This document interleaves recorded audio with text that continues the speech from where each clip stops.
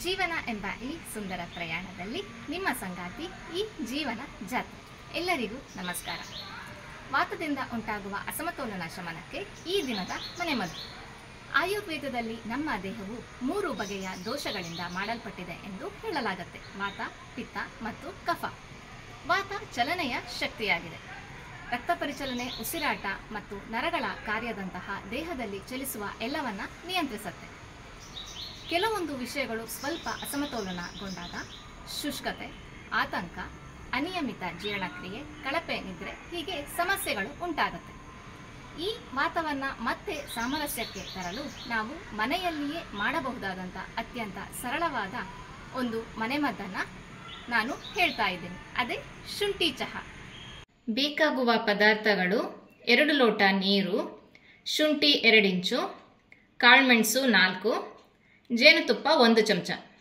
ಮೊದಲು ಶುಂಠಿ ಮತ್ತು ಕಾಳುಮೆಣಸನ್ನು ಚೆನ್ನಾಗಿ ಜಜ್ಕೋತೀನಿ. ಕುದಿಯೋಕೆ ನೀರಿಟ್ಟು ಜಜ್ಕೊಂಡಂಥ ಶುಂಠಿ ಮತ್ತು ಕಾಳುಮೆಣಸನ್ನು ಹಾಕ್ತಾ ಇದ್ದೀನಿ. ಇದು ಚೆನ್ನಾಗಿ ಕುದಿ ಬರಲಿ. ಶುಂಠಿ ನಮ್ಮ ದೇಹನ ಬೆಚ್ಚಗಿರಿಸುತ್ತೆ, ರಕ್ತ ಪರಿಚಲನೆಗೆ ಸಹಾಯ ಮಾಡುತ್ತೆ, ಜೀರ್ಣಕ್ರಿಯೆನ ಉತ್ತೇಜಿಸುತ್ತೆ.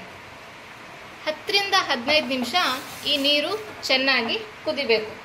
ನೀರು ಬತ್ತಿ ನಾವು ತೆಗೆದುಕೊಂಡ ಪ್ರಮಾಣದ ಅರ್ಧಕ್ಕೆ ಬರಬೇಕು. 15 ನಿಮಿಷ ಕುದ್ದಿದೆ. ಈಗ ಆಫ್ ಮಾಡ್ತೀನಿ. ಇದನ್ನ ಸೋಸಿ ಉಗುರು ಬೆಚ್ಚಗೆ ಮಾಡಿ 1 ಚಮಚ ಜೇನುತುಪ್ಪನ ಬೆರೆಸಿ ಮಿಕ್ಸ್ ಮಾಡಿ ರಾತ್ರಿ ಮಲಗೋ ಮುಂಚೆ ಕುಡಿಬೇಕು.